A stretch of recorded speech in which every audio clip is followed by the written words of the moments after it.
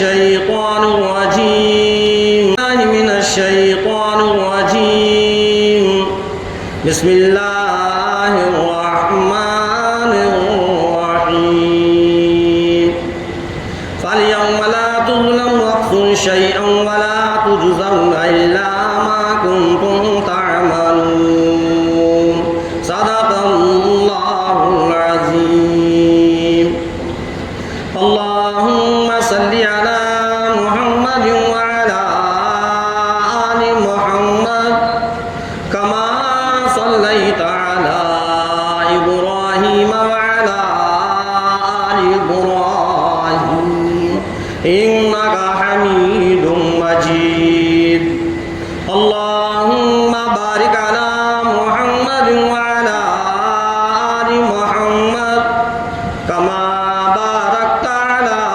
إبراهيم وعلى آل إبراهيم إنك حميد مجيد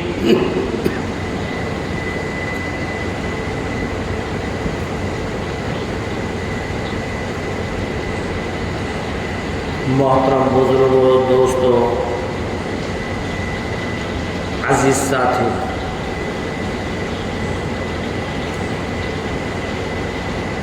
یہ آیت جو خطبے کے دوران تلاوت کی، اللہ تبارک تعالیٰ نے اس آیت کے اندر اپنے بندوں کو، ایمان والوں کو، مسلمانوں کو، مومنوں کو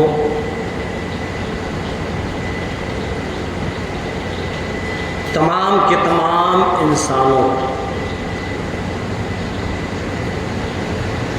فرمایا اور بتلایا قیامت کے بارے میں۔ قیامت کا بڑا عجیب و غریب منظر ہو، سارے کے سارے لوگ اس میدان حشر کے اندر ہوں گے اور نفسی نفسی کا عالم ہو، ہر ایک اپنے اپنے بارے میں سوچے،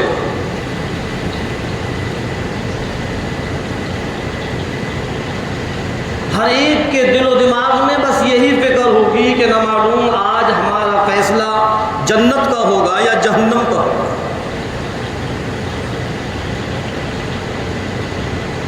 اللہ رب العزت نے فرمایا فَالْيَوْمَ لَا تُظْلَمُ نَفْسٌ شَيْئًا وَلَا تُجْزَوْنَ إِلَّا مَا كُنتُمْ تَعْمَلُونَ، کہ آج کے دن کسی پر کسی بھی قسم کا ظلم نہیں۔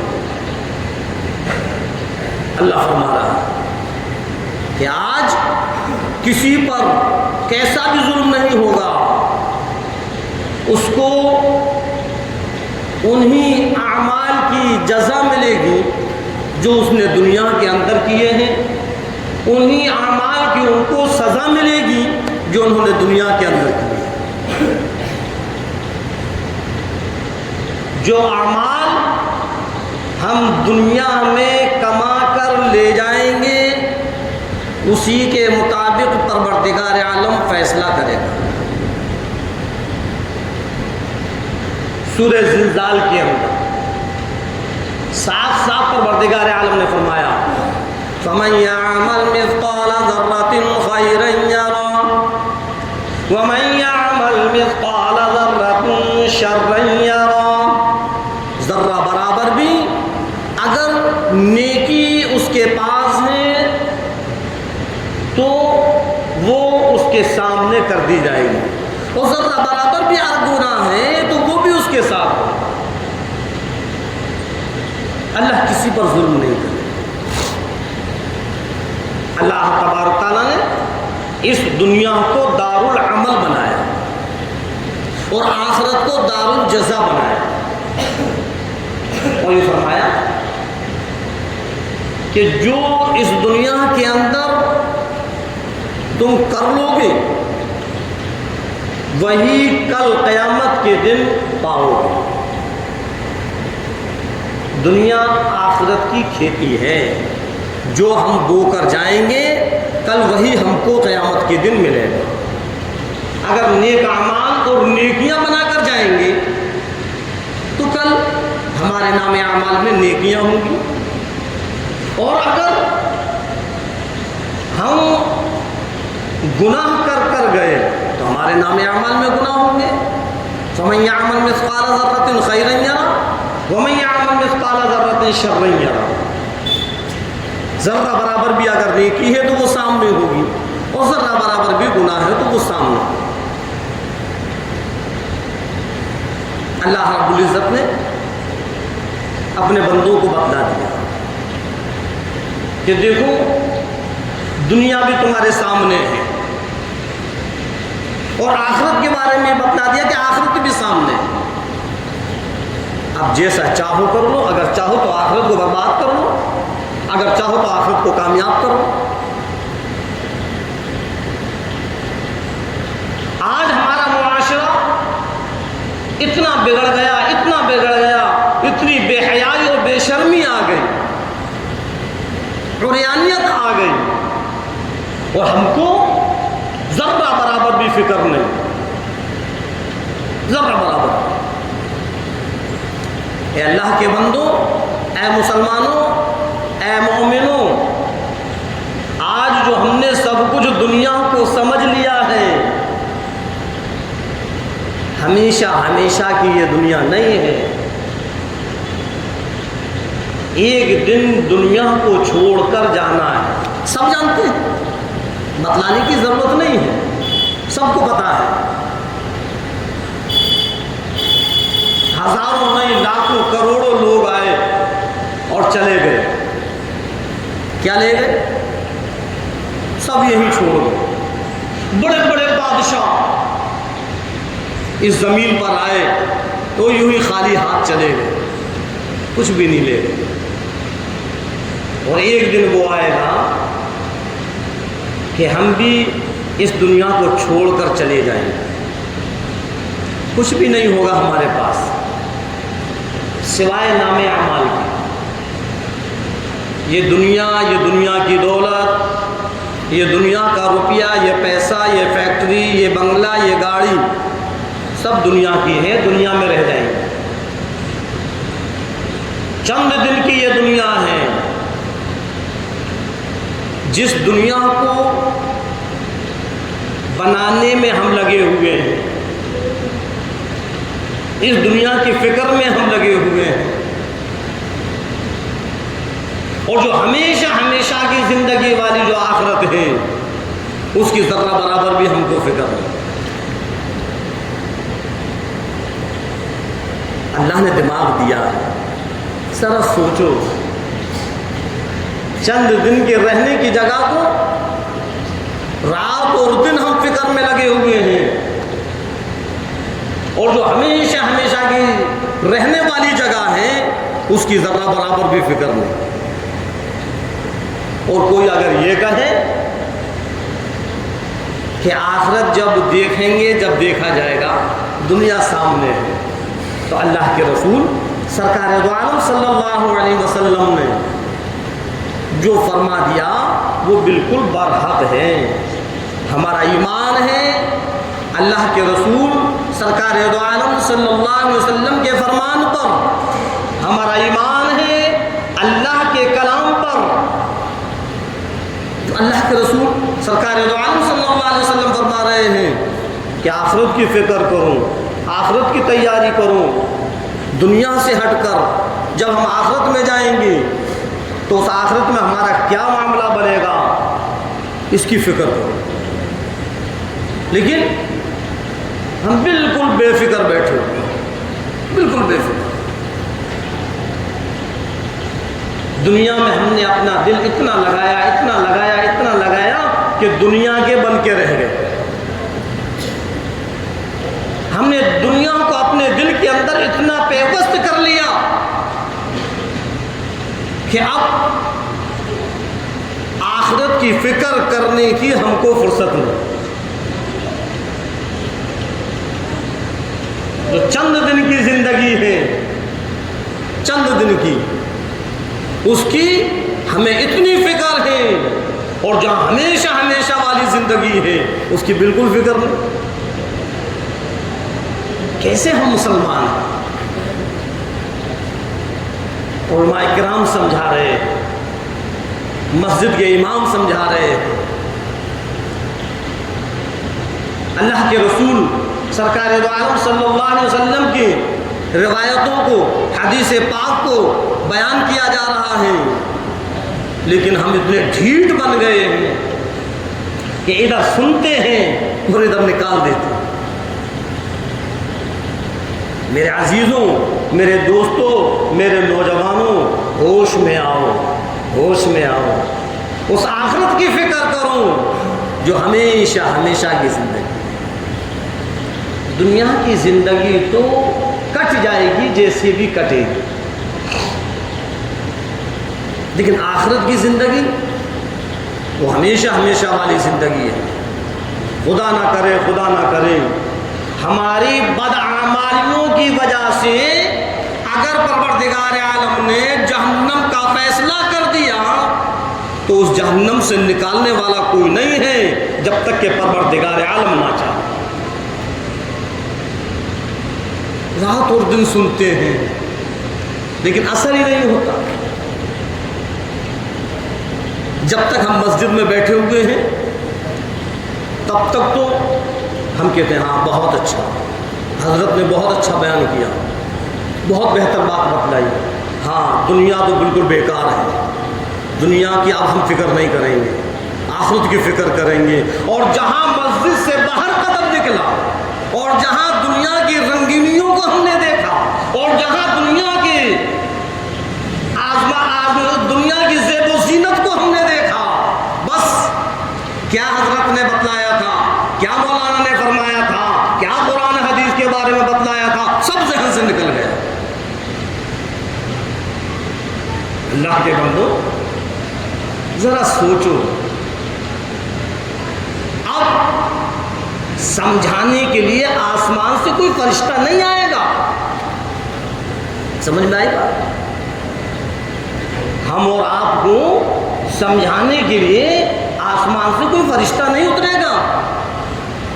اللہ کے رسول سرکار دو عالم صلی اللہ علیہ وسلم آخری نبی، آپ کے بعد پھر کوئی نبی نہیں، اور آپ نے یوں فرما دیا کہ دیکھو العلماء ورثۃ الانبیاء، کہ علماء انبیاءوں کے وارث ہیں۔ اب علماءوں کی یہ ذمہ داری ہے کہ وہ سمجھائیں گے، وہ بتلائیں گے، اور علماء سمجھا رہے ہیں لیکن پھر بھی ہماری سمجھ میں نہیں آ رہا۔ جو جیسا چاہ رہا ہے ویسا کر رہا ہے، جس کی سمجھ میں جو آ رہا ہے وہ کر رہا ہے۔ کرو کب تک کرو گے؟ ایک دن حضرت اسرائیل علیہ السلام آ کر روح قبض کریں گے جب ہم کو پتہ چلے گا، اور جب میدان قیامت میں اللہ کے سامنے کھڑے ہوں گے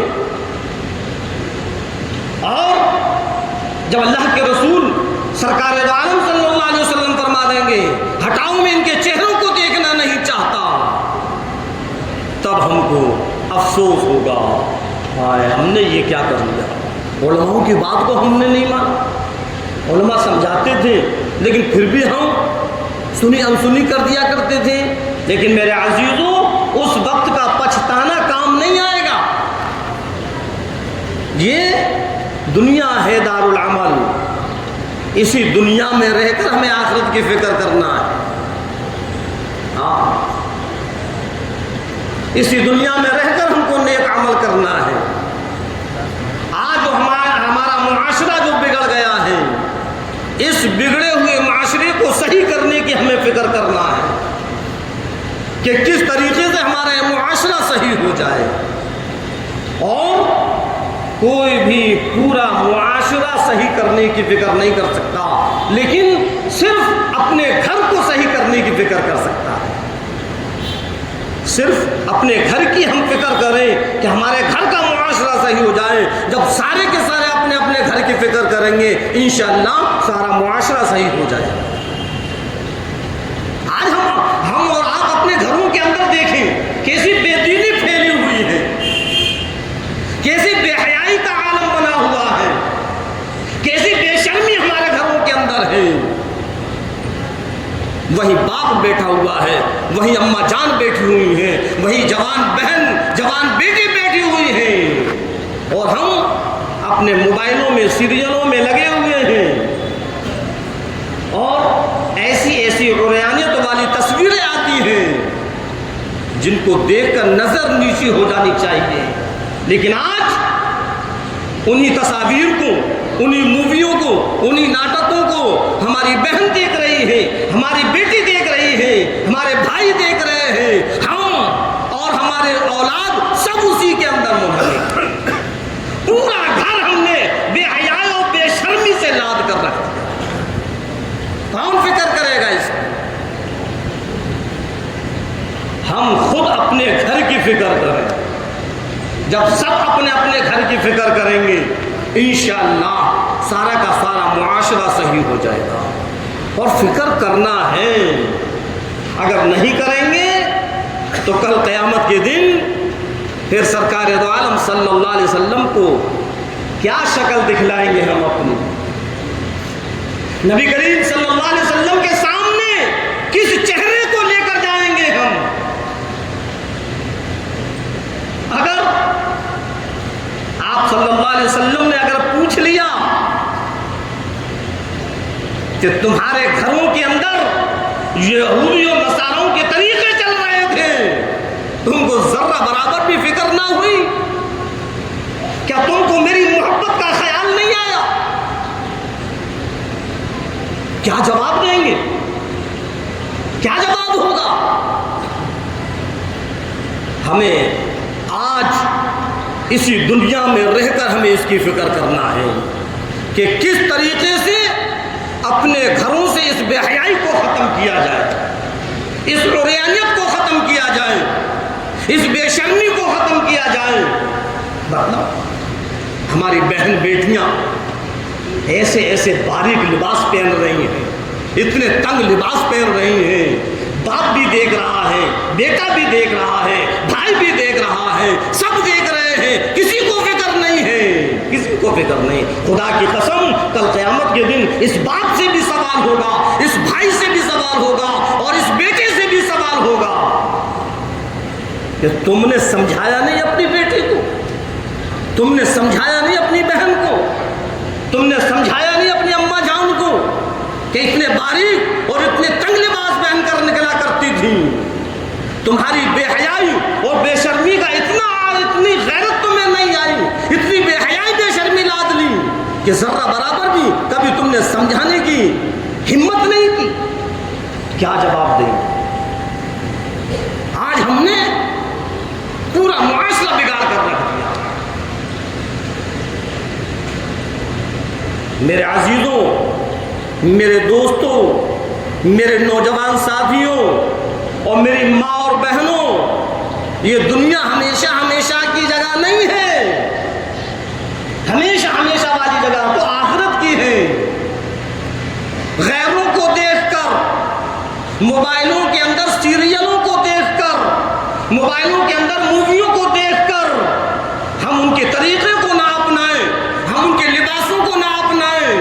ارے جو ہمارے سرکار دو عالم صلی اللہ علیہ وسلم کا طریقہ ہے، ہم اپنے آپ کو اس طریقے پر چلائیں، نہ کہ اپنی زندگی میں یہودی اور نصرانیوں کے طریقے کو لائیں۔ آج انہی غیروں کے طریقے پر چلنے کی وجہ سے ہمارے ایمان کمزور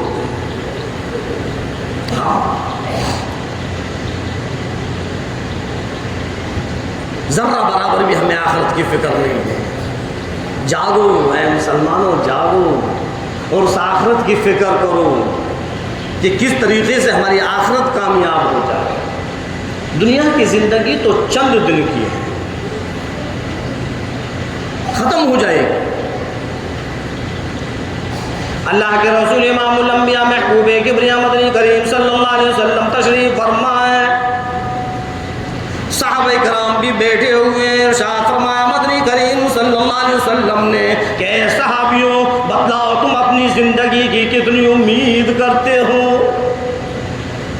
ایک صحابی اٹھے اور اٹھ کر کہنے لگے کہ ظہر سے عصر تک، عصر سے مغرب تک، مغرب سے عشاء تک مغرب کی نماز پڑھ لوں تو عشاء کی پتہ نہیں پڑھ سکوں گا یا نہیں، عشاء کی نماز پڑھ دی تو فجر کا پتہ نہیں میں فجر پڑھ سکتا ہوں یا نہیں۔ ارشاد فرمایا مدنی کریم صلی اللہ علیہ وسلم نے، اے میرے جان ساروں، میرے صحابہ، تم کو اتنی بڑی آرزویں بنا رکھے ہو، تم نے اپنے آپ کو اتنی آرزوؤں میں الجھا رکھا ہے، ارے مجھ کو تو اتنی بھی فکر، اتنی بھی مجھ کو پتہ نہیں، اتنا بھی مجھ کو پتہ نہیں، مجھ کو اتنی امید نہیں کہ اپنا قدم مبارک اٹھاؤں، دوبارہ یہ قدم زمین پر پڑ سکتا ہے یا نہیں۔ اللہ کے رسول سرکار دو عالم صلی اللہ علیہ وسلم نے اپنا قدم مبارک اٹھایا اور فرمایا، اے صحاباؤ، مجھ کو تو اتنا بھی پتہ نہیں، مجھ کو اتنی امید نہیں کہ یہ قدم دوبارہ میں زمین پر رکھ سکتا ہوں یا نہیں۔ موت کا کسی کو کوئی پتہ نہیں ہے، اور آج ہم اور آپ اسی موت سے بے فکر بیٹھے ہوئے ہیں۔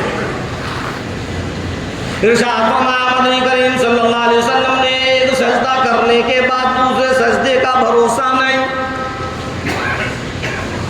رات اور دن ہماری سانس اندر اور باہر ہوتی ہے، ایک سانس لینے کے بعد دوسری سانس کا بھی بھروسہ نہیں کہ دوسری سانس لے سکتے ہیں یا نہیں،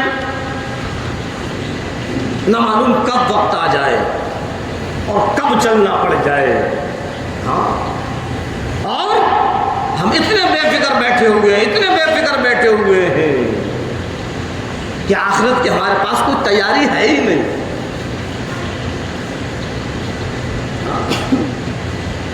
بچپن گزر گیا، جوانی گزر گئی، بڑھاپا آ گیا، لیکن آج بھی ہماری نمازوں کی پابندی نہیں، آج بھی نمازوں کی پابندی نہیں، آج بھی ہم اسی طریقے سے نمازوں سے بے فکر بیٹھے ہوئے ہیں۔ اللہ کے بندو ذرا سوچو، حضرت اسرائیل علیہ السلام اگر آ گئے اور ہماری روح قبض ہو گئی تو کل قیامت کے دن اللہ کو ہم کیا جواب دیں گے؟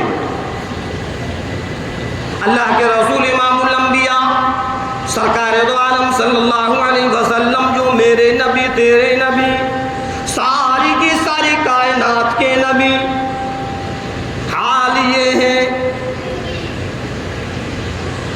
حضرت ابو ہریرہ رضی اللہ تعالی عنہ فرماتے ہیں کہ ایک رات میری آنکھ کھلی۔ کون؟ حضرت ابو ہریرہ رضی اللہ تعالی فرما رہے ہیں کہ ایک رات میری آنکھ کھل گئی، میں بیدار ہوا تو میرا دل چاہا کہ چلو دربار رسالت میں جا کر دیکھیں۔ جب میں دربار رسالت میں پہنچا، سرکار دو عالم صلی اللہ علیہ وسلم نے نماز کی نیت باندھی، ثنا پڑھا، الحمد شریف پڑھی، سورہ واقعہ پڑھنا شروع کر دی، اور جب پورا ایک پارہ ہو گیا تو میں نے یہ سوچا، کون کہہ رہا ہے؟ حضرت ابو ہریرہ رضی اللہ عنہ، کہ میں نے یہ سوچا کہ چلو دوسرے پارے پر آپ رکوع فرمائیں گے، دوسرا پارہ بھی مکمل ہو گیا، پھر میں نے یہ سوچا کہ پوری سورت ہو جائے گی تب آپ رکوع فرمائیں گے، سورہ آل عمران شروع کر دی، پہلی رکعت ہے، سورہ آل عمران کے بعد سورہ نساء شروع ہو گئی، تقریباً 5.25 پارے یا 5.5 پارے آپ صلی اللہ علیہ وسلم نے ایک رکعت میں پڑھے۔ میرا تیرا حال یہ ہے کہ ہم سے 5 وقت کی نماز ادا نہیں ہوتی۔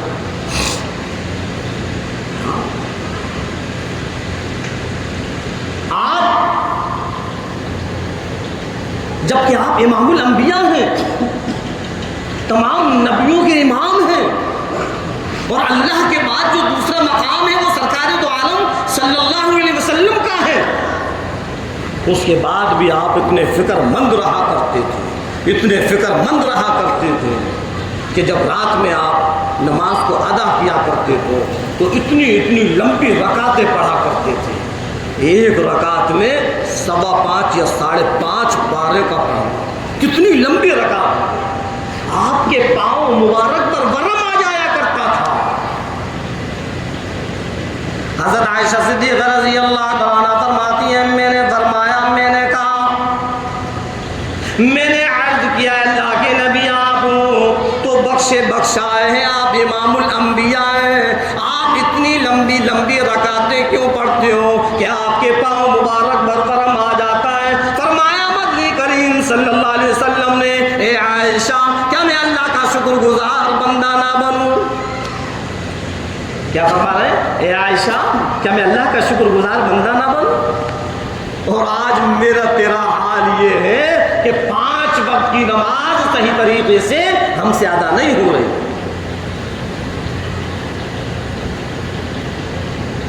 مطلب 5 وقت کی نماز نہیں پڑھ پا رہے۔ جب آپ سجدہ ریز ہوا کرتے تھے، جب آپ سجدے کے اندر تشریف لے جایا کرتے تھے، اتنا لمبا سجدہ ہوتا تھا، اتنا لمبا سجدہ ہوتا تھا۔ حضرت عائشہ صدیقہ رضی اللہ تعالیٰ عنہ خود فرماتی ہیں ایک دن آپ نے اتنا لمبا سجدہ کیا، اتنا لمبا سجدہ کیا، میں اپنا جگر پکڑ کر بیٹھ گئی، اے عائشہ کہیں آج بے باتوں نہیں ہو جاؤں گی۔ میں قریب پہنچی، آپ کے پاؤں مبارک کے انگوٹھے مبارک کو حرکت دی، جب وہ ہلا تب مجھ کو سکون ملا۔ آپ سجدے کے اندر اتنا رویا کرتے تھے، اتنا رویا کرتے تھے، رب ذوالجلال کی قسم جب سر سجدے سے اٹھاتے تھے زمین تر ہو جاتی تھی۔ آج تو 55 سے 55 کا ہو گیا لیکن تجھ کو کبھی سجدے میں رونا نہ آیا۔ اللہ کے رسول سرکار دو عالم صلی اللہ علیہ وسلم جو کہ بخشے بخشائے ہیں، امام الانبیاء ہیں، آپ اتنا رو رہے ہیں، اتنا رو رہے ہیں، آخر آپ کیوں رو رہے ہیں؟ امت کو سکھلا رہے ہیں، امت کو دکھلا رہے ہیں کہ دیکھو تمہارے سارے کے سارے مشاغل، تمہاری ساری کی ساری مصیبتیں، تمہاری ساری کی ساری تکلیفیں، تمہاری ساری آرزویں، تمہاری ساری تمنائیں جو پوری ہوں گی وہ سجدہ کرنے میں ہی ہوں گی، جب تم نماز کی نیت باندھو گی، سجدہ ریز ہوگے، اللہ کو راضی کرو گے، اللہ تمہاری ساری کی ساری تمناؤں کو پوری کرے گا۔ آج میرا تیرا حال یہ ہے کہ 1 منٹ کے اندر 4 رکعتیں مکمل ہو جاتی ہیں، اور کسی کو تو 1 منٹ بھی نہیں لگتا، تو چل میں آیا، تو چل میں آیا، تو چل میں آیا، ادھر رکوع ادھر سجدہ، اٹھایا مرغے جیسی کھوٹ ماری اٹھائی، کھوٹ ماری اٹھائی، چلو ہو گئی نماز۔ یہ نماز ہے؟ یہ ایسی نماز پڑھ کر ہم اللہ کو راضی کریں گے؟ ایسی نماز پڑھ کر اللہ ہم سے راضی ہوگا؟ جو صحیح طریقے سے رکوع اور سجدہ نہیں کرتا، آپ صلی اللہ علیہ وسلم نے اس کو نماز میں چوری کرنے والا بتلایا ہے کہ وہ نماز کو چوری کرنے والا چور ہے، جو اطمینان کے ساتھ رکوع اور سجدہ نہیں کرتا۔ سکون سے ہم رکوع کریں، اطمینان سے ہم سجدہ کریں۔ نماز کوئی جلدی پڑھنے والی چیز نہیں ہے، نماز تو اطمینان اور سکون سے پڑھنے والی چیز ہے۔ اس لیے فرمایا کہ اگر تم کو بھوک لگ رہی ہے، اگر تم کو بھوک لگ رہی ہے اور ادھر نماز کا بھی وقت ہے تو پہلے کھانا کھاؤ پھر اطمینان سے نماز پڑھو۔ لیکن آج میرا تیرا حال یہ ہے کہ ہم سوچتے ہیں لاؤ جلدی سے نماز پڑھاؤں پھر اطمینان سے کھانا کھائیں۔ یہ تو ہوتا ہے کہ لا جلدی سے پہلے نماز پڑھاؤں پھر اطمینان سے کھانا کھائیں گے، اور حکم کیا ہے کہ پہلے جلدی سے تو کھانا کھا، اطمینان سے نماز پڑھ۔ نماز اطمینان سے پڑھنے کی چیز، نماز میں جب تک خشوع اور خضوع نہیں وہ نماز قابل قبول نہیں۔ جس نماز کے اندر خشوع اور خضوع نہیں وہ نماز قابل قبول نہیں۔ پرانے کپڑے کی طریقے سے لپیٹ کر اسی نمازی کے منہ پر مار کاٹ دی جاتی ہیں جو نماز میں خشوع اور خضوع نہیں ہوتا۔ ارے نماز تو اس طریقے سے ہو، نماز تو اس طریقے سے ہو کہ اللہ مجھ کو دیکھ رہا ہے اور میں اللہ کو دیکھ رہا ہوں۔ اپنا دماغ، اپنا ذہن ساری چیزوں سے ہٹا کر بس ہم نماز کے اندر منہمک ہو جائیں۔ اللہ مجھ کو دیکھ رہا ہے، میں اللہ کو دیکھ رہا ہوں، اور اگر ایسا نہیں تو کم سے کم یہ خیال کریں کہ اللہ مجھ کو دیکھ رہا ہے۔ میں بتلا رہا تھا آپ صلی اللہ علیہ وسلم جب سر سجدے سے اٹھایا کرتے تھے تو زمین آنسوؤں سے تر ہو جایا کرتی۔ سارے نبیوں نے رو رو کر اللہ کو راضی کیا ہے۔ بات سمجھ میں آئی؟ سارے نبیوں نے رو رو کر اللہ کو راضی کیا ہے۔ اے 15ویں صدی کے مسلمان، تو کیا یہ سمجھتا ہے کہ بس یوں ہی نماز پڑھ کر اور چہرے پر ہاتھ پھیر کر نکل جاؤں اللہ راضی ہو جائے؟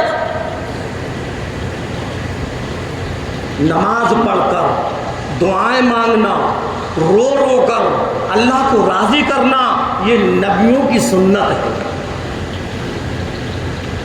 نبیوں کی سنت ہے۔ اگر یوں ہی پروردگار عالم راضی ہو جاتا تو پھر نبیوں کی آنکھوں سے آنسو جاری نہ ہوتے۔ بڑے پوائنٹ کی بات بتا رہا ہوں، اگر یوں ہی پروردگار عالم راضی ہو جاتا تو پھر نبی روتے نہیں۔ حدیث پاک کو اٹھا کر دیکھو، سر سجدے سے جب آپ صلی اللہ علیہ وسلم اٹھایا کرتے تھے تو اتنا روتے تھے کہ زمین تر ہو جاتی تھی، اور یوں فرمایا کہ اگر تم کو رونا نہیں آ رہا تو کم سے کم رونے کی شکل بنا، جس سے کہ رب دیکھے اور سمجھے۔ وہ عالم الغیب ہے، وہ تو دلوں کے حالات کو جانتا ہے کہ دیکھو میرے بندے کو رونا نہیں آ رہا، لیکن میرے ڈر کی وجہ سے اس نے رونے کی شکل بنا لی۔ پھر اللہ ہماری دعاؤں کو قبول کرے۔ ہاں، میں نے پچھلے جمعے کو بھی بتلایا تھا اور پھر میں بتلا رہا ہوں۔ شروع میں نے بتلایا کہ ہمارا حال یہ ہو گیا ہے کہ جب تک ہم سنتے ہیں تب تک تو ایسا لگتا ہے کہ ہاں بہت اچھی بات ہو رہی ہے، اور سننے کے بعد پھر سب کچھ ختم۔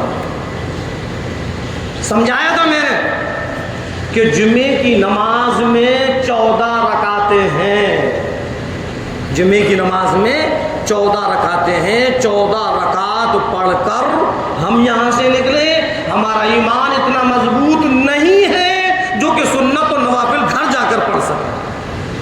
ہم گھر جائیں گے، گھر جائیں گے، مسجد میں پڑھ کر جائیں گے، ادا ہو جائے گی۔ اتنا سمجھانے کے باوجود بھی جب سلام پھیرنے کے بعد ہم اور آپ دعا مانگنے میں لگے ہوئے ہیں اور اوپر سے دھڑا دھڑ نکلنے میں لگے ہوئے ہیں، ذرہ برابر بھی اثر نہیں۔ کم سے کم اتنا بھی خیال نہیں کیا کہ مولانا نے ابھی سمجھایا ہے، لاؤ ابھی رک جائیں اور اپنی سنت و نوافل پڑھ کر جائیں، لیکن نہیں، ہو گے مولانا تم اپنے لیے، ہم تو وہی کریں گے جو ہمیں کرنا ہے۔ کرو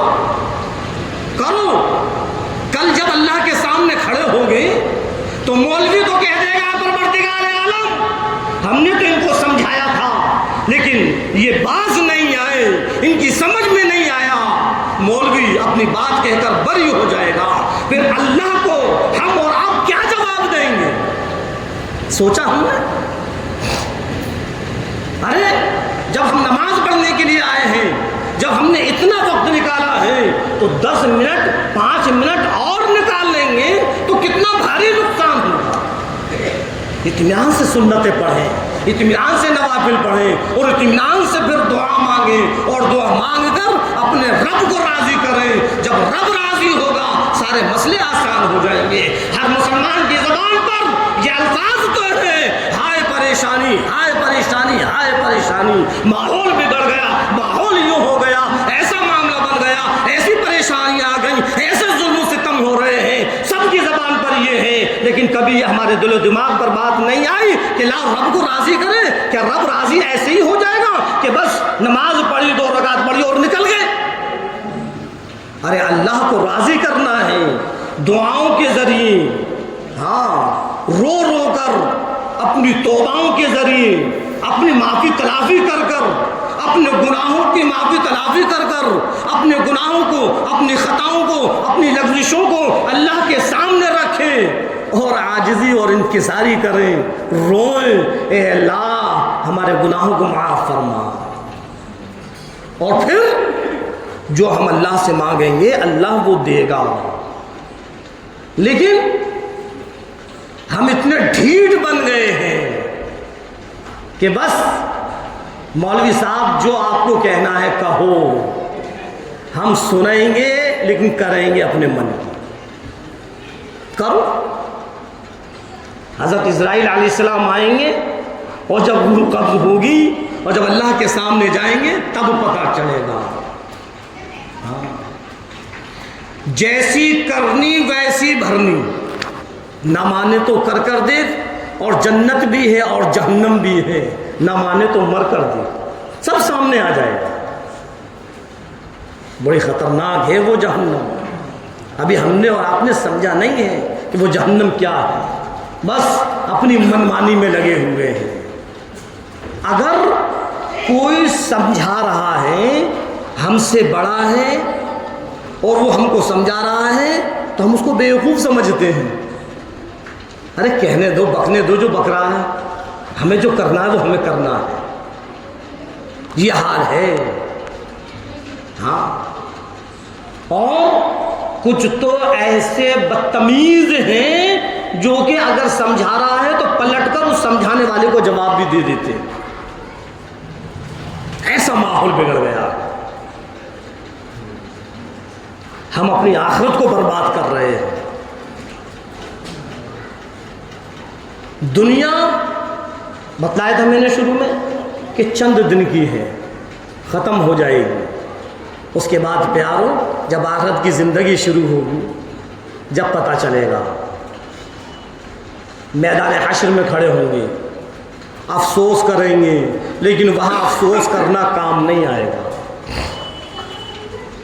اور پھر رات اور دن جس دنیا کو بنانے میں لگے ہوئے ہیں، پتہ ہے کہ کب وقت آ جائے کب چلے جائیں، کوئی پتہ نہیں. اس لیے آپ صلی اللہ علیہ وسلم نے مثال دے کر سمجھایا اپنے امتیوں کو، اپنے دیوانوں کو، اپنے پروانوں کو مثال دے کر سمجھایا. الدنیا سجن المؤمن و جنت الکافر.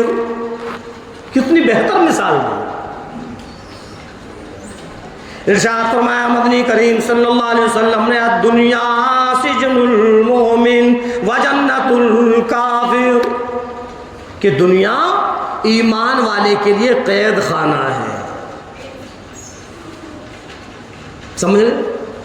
ایمان والے کے لیے قید خانہ ہے، اور جو کافر ہے اس کے لیے جنت ہے.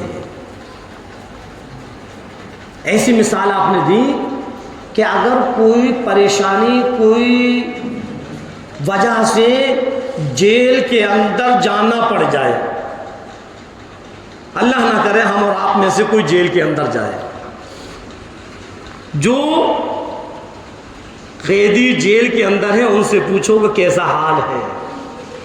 لیکن آپ نے اسی جیل کی مثال دی کہ جب کوئی قیدی جیل کے اندر ہوتا ہے اور اس کو روکھی سوکھی جیسی بھی ملتی ہے وہ اس کو کھا کر اپنی زندگی گزارتا ہے، اور اس کے دل کے اندر صرف ایک تمنا جاگی ہوتی ہے کہ ایک دن تو میں یہاں سے باہر نکلوں گا، تب مجھے اپنے من کی ملے گی، تب میں سکون سے رہوں گا. یہ تو چند دن کی ہے جیل، کب میرا فیصلہ ہو جائے، کب میری ضمانت ہو جائے، کب میں یہاں سے باہر نکل جاؤں، اور یہاں سے باہر نکلنے کے بعد پھر میں عیش و آرام کی زندگی گزاروں گا۔ ہر قیدی کے ذہن کے اندر یہ بات ہوتی ہے۔ تو آپ صلی اللہ علیہ وسلم نے جیل کی مثال دی، اب دنیا سجن المؤمن، کہ جس طریقے سے جیل خانے کے اندر وہ قیدی رہتے ہیں اور ان کی امنگ اور ان کی تمنا اور ان کی آرزو یہ ہوتی ہے، ایک دن جب یہاں سے باہر نکلیں گے تب عیش و آرام کی زندگی گزاریں گے۔ بس اے ایمان والے، تو اپنی آرزو اپنی تمنا یہی رکھ کہ جس دن یہ دنیا چھوٹے گی اور دنیا چھوڑ کر جو ہمیشہ ہمیشہ کی زندگی ملے گی وہاں عیش و آرام کی زندگی گزارے۔ یہ تو چند دن کی ہے۔ الدنیا سجن المؤمن وجنت الکافر، فرمایا کہ دنیا ایمان والے کی جیل خانہ ہے اور جو کافر ہیں ان کے لیے جنت ہے۔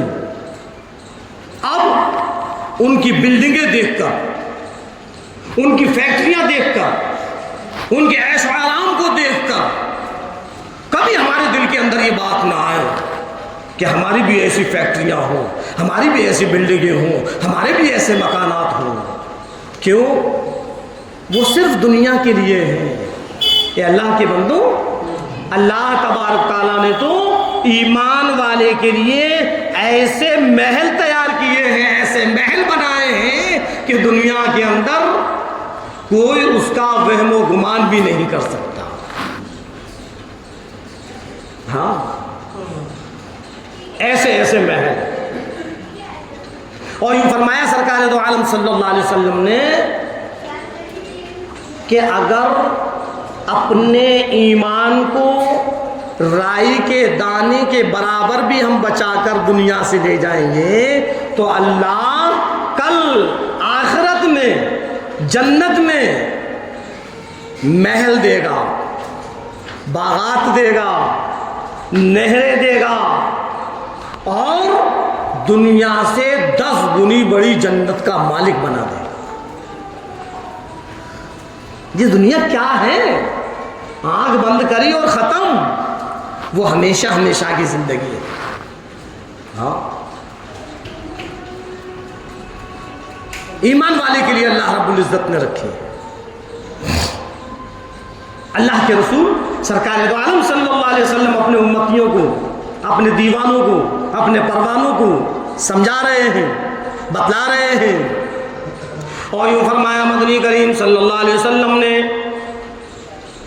اللہ تبارک تعالیٰ ایسا محل دے گا، ایسا محل دے گا، ایک اینٹ سونے کی اور ایک اینٹ چاندی کی اور مشک عنبر کا گارا ہوگا۔ کوئی بنا سکتا ہے دنیا کے اندر ایسا محل جس کی ایک اینٹ سونے کی اور ایک اینٹ چاندی کی ہو؟ پورا کے پورا محل سونے چاندی کی اینٹوں سے ہو اور مشک عنبر کا گارا لگائے؟ ہے کوئی؟ لیکن اللہ کہہ رہا ہے کہ میں اپنے ایمان والے بندوں کو دوں گا، ایمان والے بندوں کو۔ کب؟ جب کہ اپنے اس ایمان کو دنیا سے بچا کر لے جائے گا۔ اس لیے جب بھی دعائیں کریں بس ایک دعا کریں، اے اللہ ہمارا ایمان پر خاتمہ ہو۔ جب بھی دعائیں کریں بس یہی دعا کریں، اے اللہ ہمارا ایمان پر خاتمہ ہو۔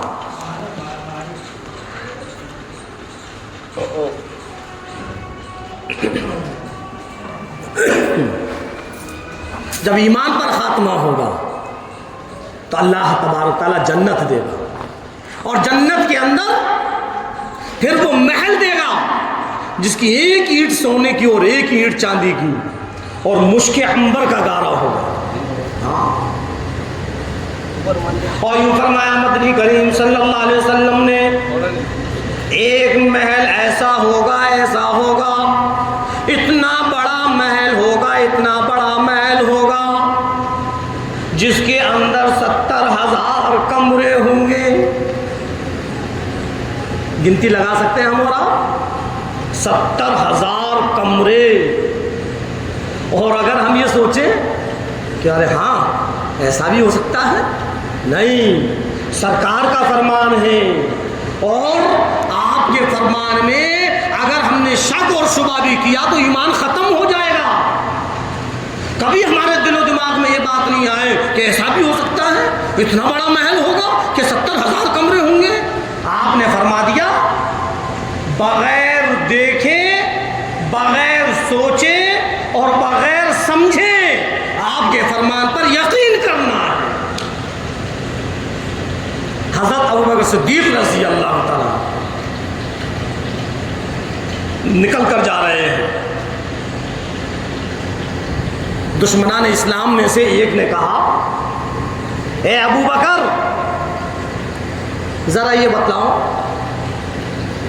کہ رات کے اندر کوئی سفر کرے اور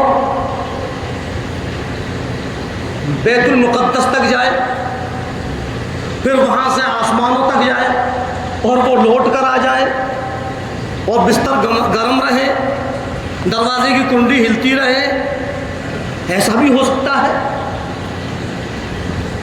حضرت ابوبکر صدیق رضی اللہ عنہ نے فرمایا کہ ایسا تو نہیں ہو سکتا کہ جو آپ کے نبی کریم صلی اللہ علیہ وسلم ہیں وہ فرما رہے ہیں, تو جیسے آپ نے سنا کہ کون, کہ سرکار فرما رہے ہیں, تو پھر فرمایا 100% ہو سکتا.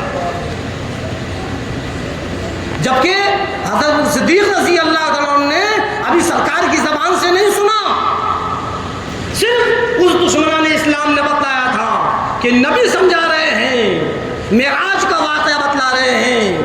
تو حضرت صدیق رضی اللہ عنہ فرما رہے ہیں کہ میں اس کی تصدیق کرتا ہوں کہ جو آپ نے فرمایا بالکل برحق ہے.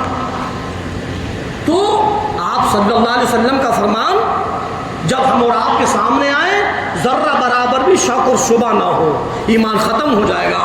بغیر سوچے سمجھے ہمیں اس پر یقین کرنا ہے. تو آپ نے کیا فرمایا کہ اللہ تبارک تعالیٰ جنت کے اندر اپنے ایمان والے بندے کو ایک ایسا محل دے گا, ایسا محل دے گا جس میں 70,000 کمرے ہوں گے. ارشاد فرمایا مدنی کریم صلی اللہ علیہ وسلم نے, اور کمرے بھی ایسے نہیں کہ چھوٹے چھوٹے کمرے ہوں, محل ہوں اور چھوٹے چھوٹے اس محل کے اندر کمرے ہوں. تو آپ نے اس کمروں کو بتلایا کہ ہر کمرہ اتنا بڑا ہوگا. اے مسلمانوں ذرا غور کرو, امام الانبیاء سرور کونین صلی اللہ علیہ وسلم کے فرمان پر ارشاد فرمایا مدنی کریم صلی اللہ علیہ وسلم نے کہ ہر کمرہ اتنا بڑا ہوگا, اتنا بڑا ہوگا کہ ایک کمرے کے اندر 70,000 دروازے ہوں گے. غور کریں, ایک محل جس میں 70,000 کمرے, اور کوئی چھوٹے چھوٹے کمرے نہیں, ہر کمرہ اتنا بڑا جس میں 70,000 دروازے. اب جس کمرے کے اندر 70,000 دروازے ہوں گے تو وہ کمرہ کتنا بڑا ہوگا. اب اگر ہمارے ذہن کے اندر یہ بات آئے کہ چلو ایک کمرے میں چھوٹے چھوٹے دروازے لگا دیے ہوں اور 70,000 ہو جائیں, تو آپ نے پھر دروازوں کو بتلایا اور یوں فرمایا کہ ہر دروازہ اتنا بڑا ہوگا, ہر دروازہ اتنا بڑا ہوگا جس میں 70,000 فرشتے استقبال کے لیے کھڑے ہوں گے. دیکھو اللہ کا فضل دیکھو, اللہ کا انعام دیکھو, اللہ کا کرم دیکھو کہ اپنے ہر ایمان والے بندوں کو ایسا محل دے گا. 70,000 کمرے, سونے چاندی سے بنا ہوا, مشک عنبر کا گارا, اور یہ تو جناب صرف جنت کا محل بتلایا ہے میں نے, ابھی تو جنت کی بہت سی نعمتیں ہیں. جب ہم اور آپ ان نعمتوں کو سنیں گے تو بس یہ سوچیں گے کہ جلدی سے جنت کے اندر پہنچ جائیں.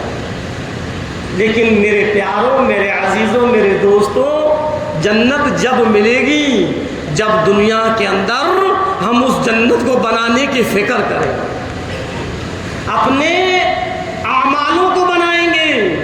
آج جو معاشرے کے اندر بے حیائی اور بے شرمی کا ماحول ہے, جب ہم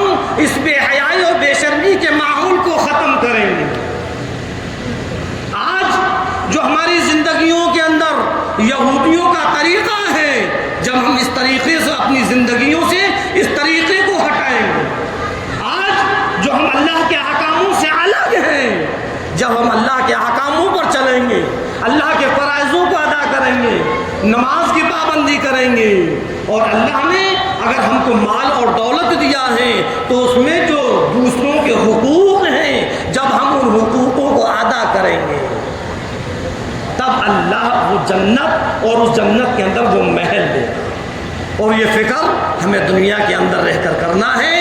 اگر ہم اس دنیا کے اندر رہ کر یہ فکر کریں گے تو ہماری آخرت بنے گی، اور اگر ہم نے یہ فکر نہ کی، ہم اسی طریقے سے برائیوں میں لگے رہیں، تو پھر خدا نہ کرے کہیں ہماری آخرت نہ بگڑ جائے، کہیں اللہ ہم کو جہنم میں نہ ڈال دے۔ اللہ رب العزت ہم اور آپ کو کہنے اور سننے زیادہ عمل کرنے کی توفیق عطا فرمائے۔ وما علینا الا